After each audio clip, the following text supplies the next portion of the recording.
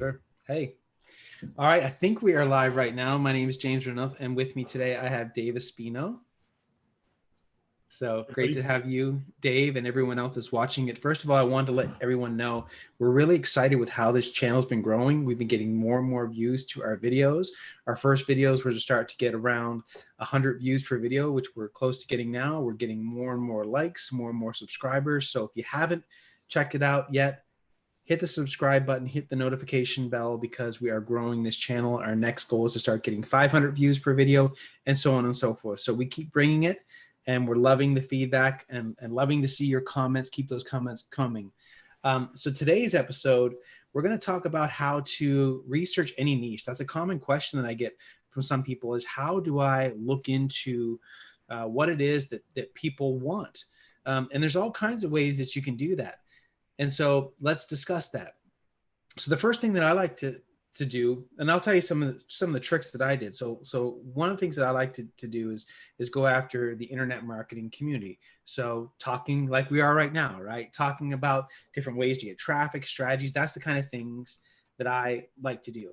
So what I do is I immerse myself in this. And this goes with any kind of topic that you're looking into.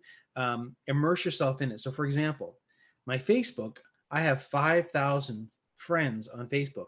Now, are all those people my friends? Did all those people come after me? No. Initially, I went after those people. In other words, I went after marketers. I found every marketer I could find, and I added them as a friend, and they added me back. Then all of a sudden, people started seeing that I was friends of a friend of a friend. So people started coming after me. Now, of course, some people know who I am, and some people wanted to be my friend or to follow me. But a lot of it was because we had a connection or mutual connection. So any niche that you're in, use that for all the different nuances. Again, one aspect with Facebook, I have a bunch of friends that are all marketers. So when I look at my feed, it's marketer. Now, yeah, some people are still talking about, even though the marketers are talking about cat videos and they're talking about politics, especially now. So it gets a little more cluttered, but I get those nuggets out there. I don't want to talk this whole show. Oh, no. Yeah, I'm listening. I'm here. But that's one strategy. Okay. So I immerse myself in it. Now, of course I have other interests, not just marketing, but in terms of the marketing perspective of what I'm into, I'll look at different sites that have to do with marketing. So for example, one's like Product Hunt, and it tells me about different products that come out. That's a newsletter I'm subscribed to. I look at sites like TechCrunch that are talking about new tech things. I look at different marketing websites that talk about SEO and all these different things. I geek out on this stuff. I like to see what's the newest things coming out. I see other people that are putting out products. I look at their landing pages. I see what they're coming out with. What are people buying? What do people like? What do people don't like? I immerse myself in it. So it's not that I'm some, Nostradamus, that I know everything that's coming out and like I'm on top of things. Is because that's what's all around me, right? If you want to play basketball, you should maybe start hanging out at the courts and shooting the basketball. And these things are common sense, but that's one thing I get people say, well, I really want to get into this niche, but I don't know what's going on. Immerse yourself in it. So for example, if you wanted to sell people on how if you want to make a course on how to be a good barber, like a guy that cuts my hair, I kind of pushed that to him the other day. You could be selling people on how to do this. A quick Google search, you find out there's already gurus that teach this kind of stuff, right? So follow these people on Instagram, follow them on YouTube, watch their channel. What are they doing? What are they putting out? What content are they talking about? And start immersing yourself with this world that's already happening. And then you say, oh yeah, I can put myself in this world, because hopefully that makes sense. Dave, Yeah. I'd love to get your feedback on that. Yeah, totally. I totally agree. And also another good little tool is to use Google Alerts at alerts.google.com and type in just a very broad keyword. Like for me, I have a Google alert around the word online courses. So anytime anything pops up new on Google with the words online courses in it, I'm one of the first people to learn about it, right? And I've actually gotten deals this way from Google Alerts. There was this one time where a venture capitalist typed, he did a post on Craigslist, and he said, I'm looking for an online course instructor who can teach a course on angel investing. and I need somebody who's familiar with Udemy, and I need somebody who knows how to do Udemy format courses, blah, blah, blah. Well, because it came up on a Google alert, I was the first person to contact him. And then I said, yeah, I have all these courses on Udemy. Let's do this. And I had a little bit of financial background, in my early days. So I ended up charging him $5,000 to create a course for him. And now he's got the course making money for him on Udemy. But Nice. that deal would not have come in had I not had a Google alert letting me know about every new thing coming in related to my niche or my topic. And so that's another little extra, strategy there you can add to your feather in your cap. But I like where James is going with this, because James is one of the masters at uncovering brand new niches, as he says. Brand new How do you say niche, it? Niches? niches. Yeah, I know. Okay. It doesn't matter. To me, it doesn't matter, but I know the correct word is niche. It's just hard to say it. So he's a master at uncovering brand new niches and bringing those to the market, to the internet marketing world, where they're like, this is amazing, right? But it's because he is immersed in the world of internet marketing, and he's one of the first people to pick up on things. And then sometimes when he and I come up with a product or a course, it's because, like, I like to find a new twist on something, or a hack, kind of like apply strategy A to industry Z, put those two together, right? Like, I like to put those kinds of things together. Sometimes I'll get lucky and I'll find something that's, hot and trending and that kind of thing. But James is a master at this. And that's why we wanted to have James come in here and teach you, how do you market research a niche like that? And how do you become one of the first people to bring that to market? Yeah, and another great site is Quora, Quora. So if you type in any subject, the beautiful thing about that site is there's people in there all the time asking questions. So you can see what are the top questions. So if you were like trying to go into the weight loss thing, it's just like, and you can go deep with it. But if it's what about calories in, calories out? What about the keto diet? What about alternate day fasting? What about this exercise method? You can see what people are talking about, so you can really understand what the market is telling you or what need they need served. If everybody's saying, I don't know, I take this keto supplement and it makes me sick. Oh, well, could you come up with a supplement that didn't make them sick, or whatever? Or could you insert yourself in the conversation? Maybe you have their answer and you tell them, hey, the answer to this weight loss thing is this. Check out my site. But I think Quora is one site that the whole kind of premise of that is you're seeing questions from people. Okay, you could join Reddit groups where people are talking about a given topic all the time. You could join Facebook groups where people are talking about a given subject. Again, immerse yourself. So my wife and I go to Disney all the time. I'm not making products on this, but we go to Disney all the time. There's these Disney groups, and you just be amazed at the drama that people have and the questions that they have about every little facet about going to Disney.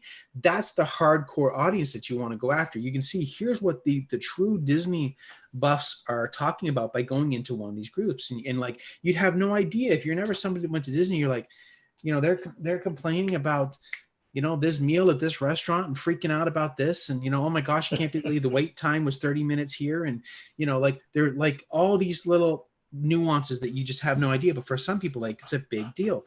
So find where your people are hanging out. If it's Reddit, if it's Facebook, if it's wherever, they're asking questions on Quora, and get in there and see what's going on, because you as a person have an assumption as to what the deal is, what the market is. And oftentimes you go and you realize, oh no, even though, like, for example, Dave and I talk about things, and we love marketing, obviously.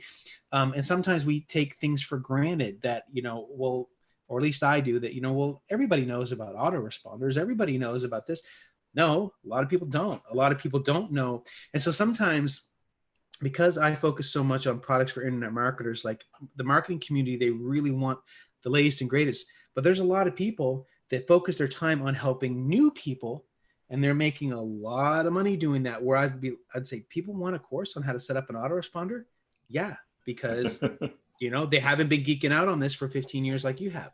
So again, see what the questions are. So it's not that people have stupid questions. they might just be beginners. And that's really how marketing can help is, and that's another thing. People sometimes say, I can't make a course because I'm not an expert. Well, no, but if you look at a certain process or a certain subject, maybe you're on step 3 of step 10 of becoming an expert. Well, you can teach people that are on level 1 and 2 how to get to your level 3. And people would be Exactly. very happy to get to your level 3. And a Yep. lot of times, if I'm trying to teach somebody level 1 of something, they might not resonate with me because I'm just like, again, it's like a black belt trying to teach a white belt. Maybe it's better for the blue belt to kind of get in there a little bit earlier because the blue belts can help them get where they need to go. Where the black belt's like, I've been doing this kick 10,000 times. Like, you don't understand how to do this kick. Right. So I'm just saying there's room for you. You don't have to be an expert. And I see that as a problem for a lot of people sometimes is they feel like they have to have everything perfect before they dive into it. No, you don't. You just have to be a little bit farther sometimes than the next person. That's right. And I had a conversation like this earlier today. I was coaching a group of people, and for some reason, it seems like the more education somebody has, like college, university, that kind of thing, the more it's been drilled into their heads. You've got to get it perfect. You've got to be so right on. You've got to do it just so. You've got to follow the rules. You've got to get an A+. You got to.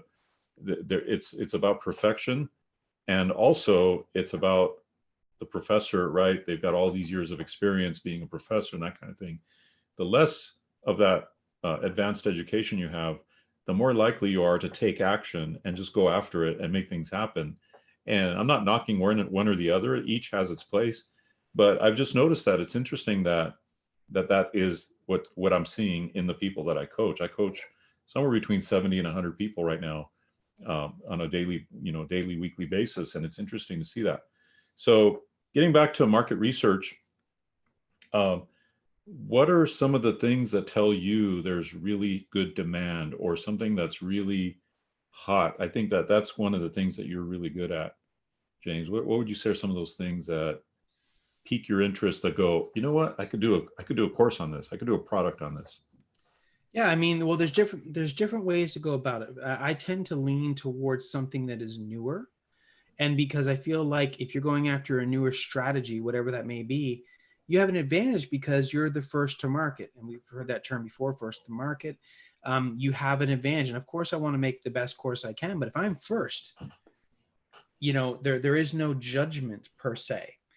If you're number 20 talking about something, oh, you're immediately going to be compared to something else in the market. Now, I'm not saying there's not a place for that. A lot of times, if you're in a market and you see there's multiple things going on, well, it's because there's money being made on that. Now that leads more towards what you're saying, Dave, where can you make an improvement on that? The one thing you don't want to do is just do what everybody else is doing. Now, Right.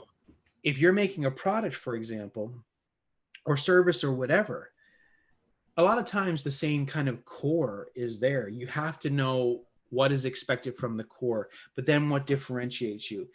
And see, if a lot of people look at it wherever you are in business, not just in product creation, but whatever you are in business, if you're just trying to do what everybody else is doing, then what tends to happen is the only differentiation that you have is on price. And then you have a race to the bottom because, like, okay, why are you going to go with me? Because I charge less. And that's not the best game to get into. Right. Whereas if you can differentiate yourself and I provide more value, I give better service, I have a better slant on a course or wherever it is you're going, you're unique in some way. That's when you can compete, thrive, and or charge more. And one of the great things I've learned in this ClickFunnels community is from both Stephen Larson, who's really big on making offers. He was one of Russell's main funnel builders. And also Russell Brunson, they both say the same thing. They say, don't work to create a better product, work to create not a better product. Don't work to create a better offer, work to create a different offer. The different in most people's minds is better. So if you find a differentiator and you push that, you sell that, you market that, then automatically in the person's mind, oh, it's better because it's different. And so like in my world, for example, the online course, teaching people online courses, I was like, man, I run an online course training program. So does about 100 other people, right? About 100 other people right now are teaching people how to create a course. So what's different about me? And I thought back to my whole time of creating courses. I was like, well, I can make them really fast because I have a system. I have a good framework for creating a course fast and quality at the same time, right? So that became my differentiator. I'm going to show you how to create a course fast, like in one weekend, you know, that kind of thing. Where to the average person, they're thinking creating a course takes 6 months or a year. And I can show them in one weekend. That's a big differentiator where they're like, yeah, I like that. And automatically by just showing that difference, you're suddenly better, right? And so that was a big breakthrough for me when I saw that. And so thinking of a better angle is like you said, is a differentiator, a different angle, a tweak on what's already being done, if that's the case. So what kind of tools would you say you use to find those hot new trending things? Well, again, it's immersing yourself in that world, wherever it may be. Now, because I have, so I'm not saying everybody needs to do this, but like I don't watch television. I mean, maybe, and I do have a life. I mean, I have a family, but you know, for good or for bad, I'm constantly seeing my phone. I'm constantly, you know, that can be a problem too. But I mean, because I'm seeing this kind of flow coming to me, it's not even that I'm necessarily even going after. It's just coming to me now, right? Because of where I see all this stuff coming, I see, oh, this is a new way to get traffic. This is a new form. So, for example, like one thing I did, one of the biggest courses I ever had that almost did 7 figures was on Alexa devices. And so initially I had an Alexa device in my house and my sons would play with it and it would just, I don't know, you know, make it do silly noises and talk to it and play music and stuff like this. And I didn't really see advantage of this. And then I saw like, man, you know, I keep hearing about this in the news and so on. This is on the front page of Amazon. They're really pushing it. I started researching more and I found, you know, this like 7-year-old kid that built a skill on Alexa and all this stuff. I'm like, wow, there's some potential here. And that, but you know, it actually started with me having this in my home, you know, or like Yeah. even look at like investing and stuff like that. Like years ago, you can kind of almost see it happen. If you look back at it, it's like when Facebook started taking off, man, I wish I'd bought Facebook at the time. I saw it happen, you know, but I didn't pick it up. Cryptocurrency, I did. I was early on cryptocurrency because I saw it. I saw where it was going. Same thing with like Netflix, you know, I saw it early on, but I didn't say, you know, maybe I should buy some stock in that. But you guys, you know, people can kind of see it. Like, for example, what could have people gotten into 3 months ago? Well, there's this thing called the coronavirus.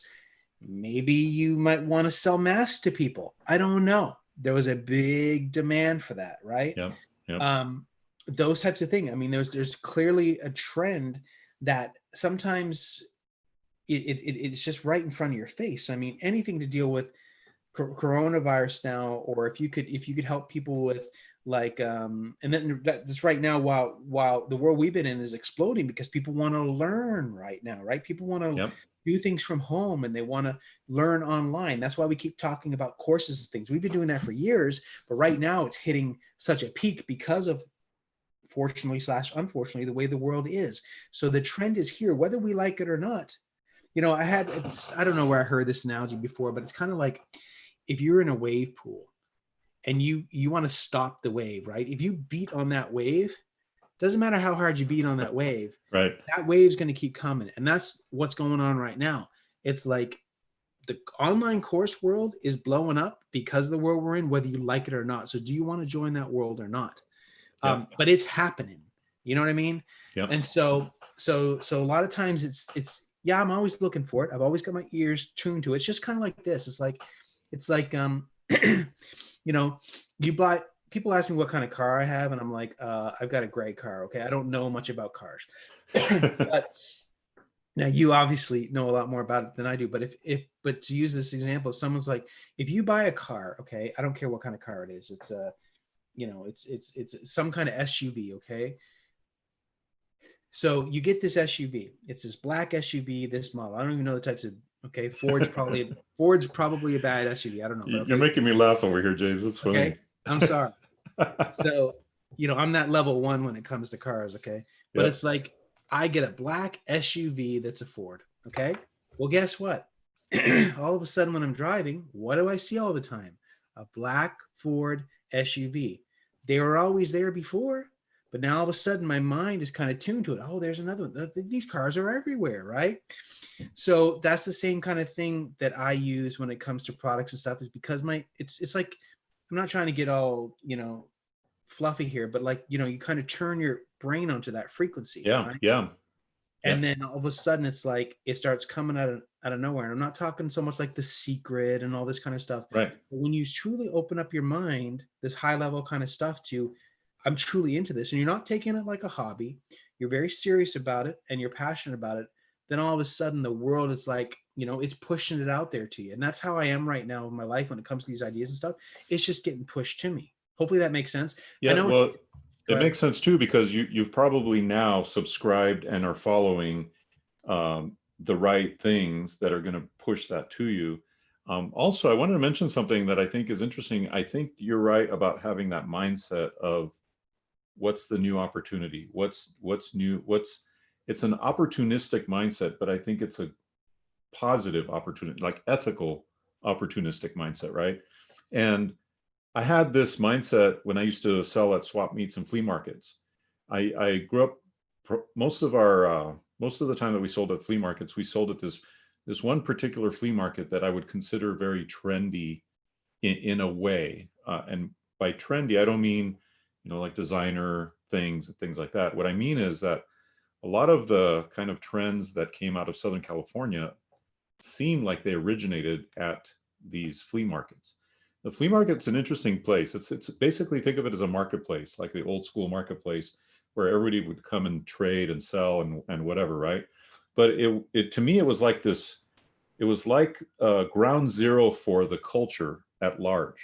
It I was was gonna say ground like zero. ground floor, like it was Yeah, like it was ground zero for organic. the culture. And I saw things originate at the flea market that then became nationwide trends. And I actually created things at the flea market that became trends.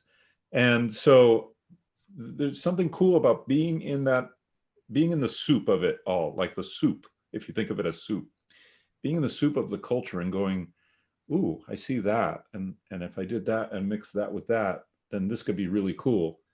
And then putting it out there, because I had a test bed. I had the ability to sell stuff to regular people walking by, right? And so I used to make rock concert or rock band logo stickers. I used to just make them, hand make them, and sell them. And I used to find stuff that made sense, or I would color my Vans, my Vans shoes a certain way. And then a few months later, I would see that Vans company was actually coming out with the same exact thing. I think I was one of the first people to take a white pair of slip-on Vans, all white, and I colored them with markers to make like a camouflage design. And then about a year later, Vans comes out with a camouflage Vans. Vans owes you a check, man. You need to reach out to them. They owe me a royalty. But what's interesting though is Vans manufacturing was in the same city as this flea market. So, in Santa Fe Springs, California. And so I have no doubt that, they saw it and they're like, oh, that's on the street. That's hot on the street right now. We Right. need to make that. Same thing with purple Vans, because things became like new wave music, punk rock music, stuff like that. And I was one of the first people to have purple Vans, because purple was like the cool color for new wave and that kind of thing. And again, a little later, they come out with purple Vans, stuff like that. So the thing is that having that kind of just keeping your eyes and ears open to what's out there and what could potentially hit, and then maybe just having a fine tune into this could be really popular. So let's get in now. Yeah, and being there early, trusting your gut, and we're a lot smarter, but there's also the notion that ideas, everyone's got ideas. I had an idea, gosh, 30 years ago, to put in when I saw like, Evian water and stuff coming out, like, oh, you can Mhm. put like, maybe put like a tablet in there to give that water flavor. Okay. But I'm not the one, but there's probably 1,000 other people that had that idea, but I didn't actually execute on it. So ideas are great, but if you're not executing on it, someone else, like I feel like here's honestly how I feel. It's just like when you saw like back in the day, the 4 minute mile was considered like, could that ever be broken? Right. And then all of a sudden the guy breaks the 4 minute mile, and like the next year there's like 10 other people that did it. Like once they Yep. realized it could be done. I'm the same way with ideas. Like when I feel like, man, they'd be cool to put a product out on that, or that's going to be hot, I've learned that once I see that, there's probably 100 other people out there that are seeing that exact same thing. Like I'm not foolish enough or arrogant enough to recognize that, like, oh, I'm the only one that sees this because I'm so Exactly. amazing. I'm like, okay, I see this. I better go after it now, because if not, someone else is going to do it, because again, I can't think that I know, like, hopefully you get what I'm saying, Yeah. but Yeah. you know Totally. what I mean? Yep. So it puts a sense of urgency on me that, man, I better run with this quick, because I see the potential here. And so that's my advice to anyone else. If you're seeing an opportunity, you better jump on it, because you got to think there's 100 other people that are doing it, but they're willing to work at it and go after it. So Yeah. The ideas are other, great. yeah, Ideas are great, but execution is more important. absolutely. And we live now in an interesting place and time because it's so much easier to execute on your idea now. If you have an idea for a t-shirt, gosh, there's a dozen print on demand t-shirt places. You could just immediately like upload it right now and start selling it right away. If you have an idea for a course, you can make it right away. If you wanted to manufacture something, there's 3D printing now. I mean, now it's so much better than ever, to create or Crowdfunding, sell. crowdfunding. Crowdfunding. Yeah. Kickstarter and all that kind of stuff. So, um, but I also believe too, James, that some of these things come out of passion and just general creativity. Like, let me give you another example of an idea that I had. So I went to school for drafting and design. Um, Went to a technical school and they taught drafting and design. And because I was in drafting, I had experience with both mechanical drafting, which is basically, drawing plans, and architectural. When I was in the architectural building, we had all these tools to make models, little models of homes, buildings, etc. Little balsa wood or plywood or whatever. So because I was into skateboarding so much and still am, I thought, oh, this is like a little plywood. I could make a little skateboard out of this. And so I would cut out, like with these thick scissors, I'd cut out the shape of the skateboard. I would get an actual grip tape, piece of grip tape from, the kind that we use on regular boards. I'd put it on top. I'd bend the back in a kicktail. I made the trucks out of erasers. I got the wheels off of Hot Wheels cars. And now I had my own little skateboard, this little skateboard about that size, right? Well, that was about 10 years before Tech Deck came along and just blew those mini skateboards out of the Yeah, water. those are huge. And I'm credited by Lance Mountain, one of the early pro skaters, because I used to go to his house and skate his ramp, and then we would play with these little skateboards that we made. And so my point is, yeah, maybe I could have got a check from Tech Deck had I patented that, whatever. But that's not my point. My point is that sometimes great things happen out of just a passion for something. Like you think, wow, this would be cool. I really like this idea. Let me make it. And then come to find out, millions of other people would have liked that same idea. That's absolutely correct, because that's an important point, Dave. Whatever you, first of all, Dave's an amazing skater. He's not just hyping himself up. I've seen pictures and stuff, so that's Thanks. pretty cool. Um, but the thing is, like, you look at a high school that you went to, right? And unfortunately or fortunately, you fell into some kind of category, right?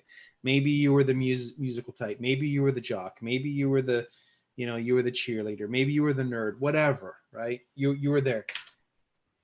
But whatever your classification is, every high school in the US or Canada or whatever country you're in right now had the same thing, right? It's not like your high school was special. Of the 1,000 kids or however many was there was the top 10% that were the cool kids, and there was the bottom 10% that nobody liked or whatever, right? So to your point, when you think something's cool or you think something might work, there's probably a good chance that there's a million other people that would probably agree with you. So don't think that, because you are whatever, your age or your sex or your gender or your color or whatever, that, somehow I'm not worthy of this idea. Absolutely you are. Not everyone's going to like your idea, but I guarantee you there's going to be some that do. Enough people out there will like it and will say, yeah, that's cool too. I think that's cool too. And they'll buy it from you and you're in business, right? Seriously, it's just, So and there's a lot of things that, I would never buy, but you know what? Like I probably would never buy a little skateboard like that. But I've seen videos of these dudes and they're doing their little ollies and all these tricks with these little, I don't know what you call them, but the little miniature. tech decks. Yeah. And I mean, and they have little tournaments and this, and that. And it's a big deal. And Yep. not my thing, but hey, for people that are skateboarders or people that are into it or not skateboarders, maybe they couldn't make it as a skateboarder, but they love seeing that stuff. They have fun with it. Who cares? If it makes you happy, there could be a business out of it. So it doesn't matter, my opinion. If I think those things are stupid, I'm not saying they are. I'm just saying if I didn't like that, who cares? There's a million other people that do. So and again, everybody's different on this channel, and some people get that, some people don't. But if we're going to give a little bit of motivation here tonight, it's like, if you think it's worth something, do it. The market's going to tell you whether they think it's worth it or not. But it's so great to put something out there, and even if it fails, you did it. You put that together, and I think that's a wonderful thing. Yeah, it is. And it's funny, even back then we would build these little pools because we used to like skateboarding in pools. We'd create these pools out of paper mache and stuff.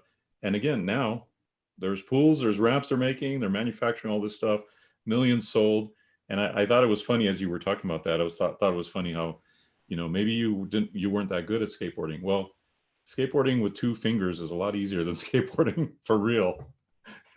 And body slamming on concrete and that kind of thing. So yeah, I could see how there would be an appeal to that. And the other interesting thing is how things evolve, right? Like there's so much that sometimes you may have a great idea, but you have to wait for the right timing too. Right.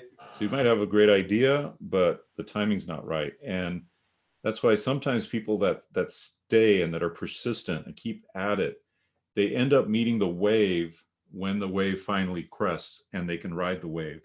And there's a lot to be said for stick-to-itiveness and persistence and really believing in your thing, whatever it is that you're passionate about. Now, I'm not here to say that if you invented something and the market's telling you don't do it, that you should keep believing in it.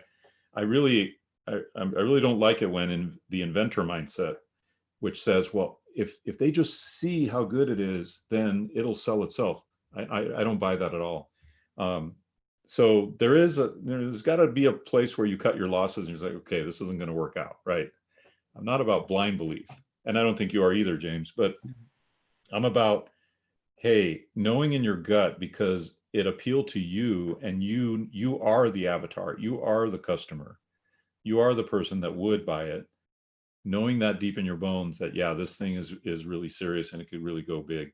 I think that's key to Then there's a this chance. conversation. There's a chance. There's a chance. And sometimes right? a chance is all you need, Yep. And a chance and really good marketing. Yeah, really good marketing and again, there's different ways you can go about it. Is it something that makes you happy? That may work. Is it something that the market's happy with? And if you can find that combination, but in terms of today's discussion, trying to find out what the market wants, go hang out virtually where the market is. Again, Right. Facebook groups, Reddit groups, blogs, Quora, see what people are talking about. And it should be very clear what they're into or what problems they have that need to be met. See what other courses are out there. See what gurus, quote unquote, see what channels are out there. And so you're not going into it blind. Again, we all have our own, for lack of a better way of saying it, tunnel vision of how we think the world is. Yep. and we're all a little bit off. Reality is kind of over here, and we're all kind of looking at it through our blinders.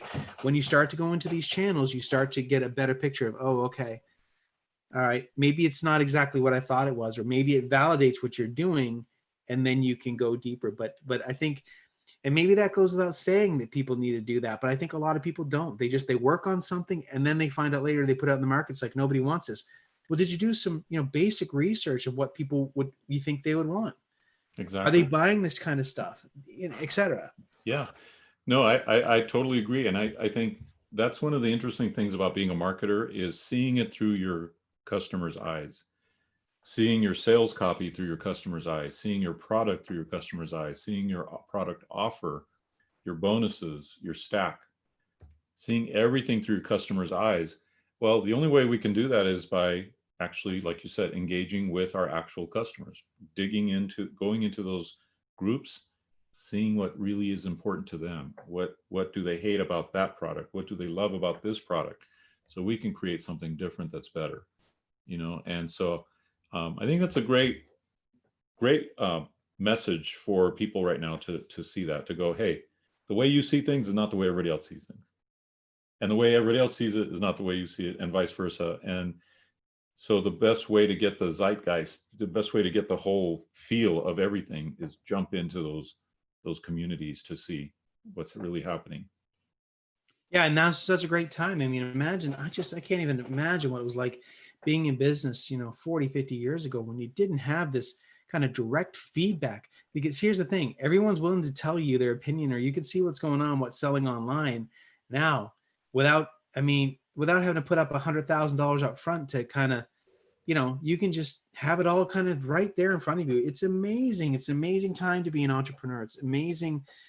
It's a wonderful time to be able to do these things that we do, and the turnaround that you can do. A lot of people, they had maybe one shot or two shots at life. Now you can try 30 different things, I mean, I'm not saying you should, but man, Yeah, there's so much opportunity out there right now. there really is. There really is. Well, I think that's a good place to leave this on a high note. There is so much opportunity out there. And our goal here at Entrepreneur Dojo is to teach you the skills to fight for your dreams, fight for your goals, fight for your destiny. That's what we're here for. And we're just a couple of old school marketers who have been around the block a few times. We know how things are done. We're here to serve this community. We're here to build the community. And so be sure to hit that like button, hit the subscribe button. And we'll be here every weeknight. And we'll be here to serve you and to help you and to build this community together with you. Any final thoughts, James? Just really appreciate, I think this was a great topic tonight. And we're here to continue to serve, like Dave said. Let us know your feedback, give us your comments. We love seeing your likes, we love seeing you checking this out. Keep in contact with us, and we're going to keep bringing you this value. We're in this for the long term. We're not just here to do this for a week. We're in this for the long term, to build up this channel and this community, more importantly. So we really, really do appreciate you joining us on this. And if you can join live, even better. Absolutely. Yep. We're going to build a big tribe here. We want you to be a part of it. It's going to be fun and exciting, and we can't wait. So thank you, everybody, for joining us. We'll see you again tomorrow. Have a good one. Bye.